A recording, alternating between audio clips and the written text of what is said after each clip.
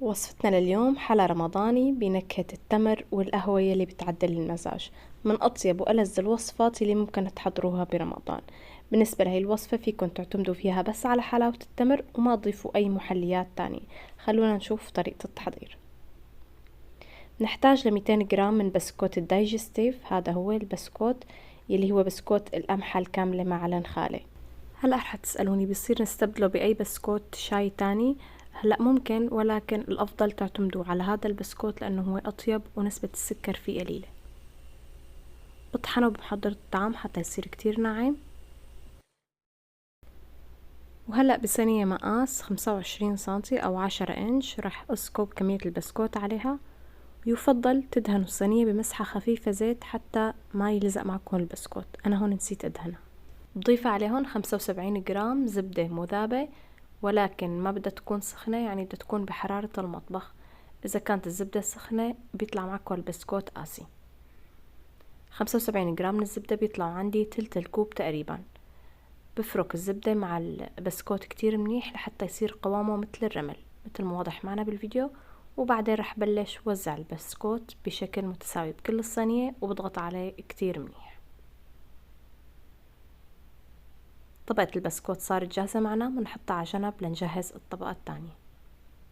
بمحضرة الطعام بضيف علبة قشطة بوزن 170 جرام، وبضيف عليهم 20 حبة تمر طري. أنا هون نزعت منه النوى. في حال استعملتوا التمر القاسي فبتنقعوا بمي سخنة لمدة 10 دقايق وبتصفوه بعدين بتستعملوه لهي الوصفة، ولكن أنا استعملت تمر طري فما احتجت هاي الخطوة. وضفت عليهم معلقة كبيرة من القهوة سريعة الذوبان، أي نوع بديل النسكافيه لأنه أكيد مقاطعة. أنا استعملت هذا النوع الواضح معكم بالفيديو.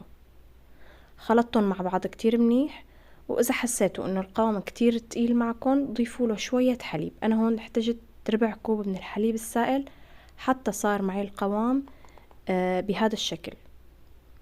سكبت الخليط على البسكوت وبرتبه كتير منيح وبوزعه لحتى يتساوى بكل أنحاء الصينية.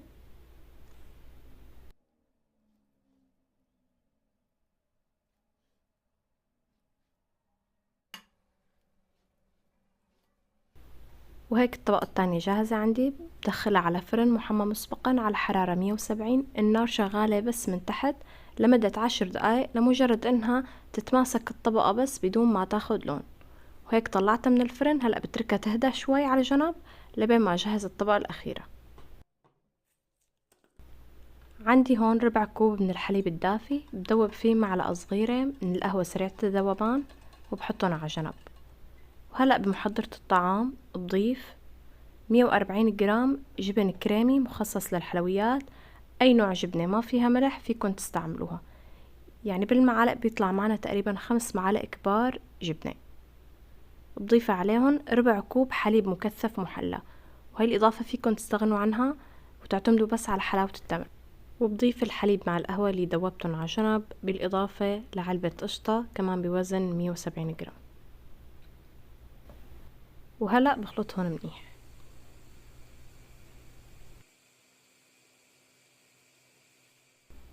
بسكت طبقة التشيز على طبقة التمر وبدخلهم على فرن محمى مسبقا على حرارة 170.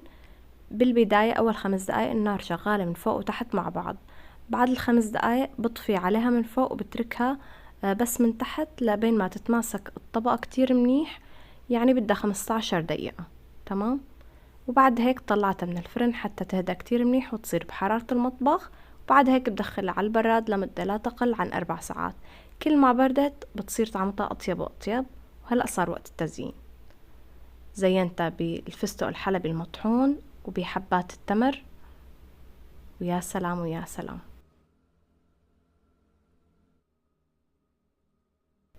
وهيك بتكون صارت وصفتنا جاهزة. هلأ قبل التقطيع أنا بفضل إني أحط السكين بمي سخنة لمدة 10 ثواني تقريبا، بمسحها كتير منيح بعدين بقطع. هيك بتطلع القطعة مرتبة أكتر. طبعا بكرر العملية بكل مرة بقطع فيها. وصفة كتير طيبة، خصوصا الناس اللي بتحب نكهة القهوة بالحلويات. جدا مميزة ومع التمر طعمتها غير شكل. بتمنى انه وصفتي لليوم نالت اعجابكم. جربوها واعطوني رايكم فيها. بشوفكم فيديو جديد. السلام عليكم.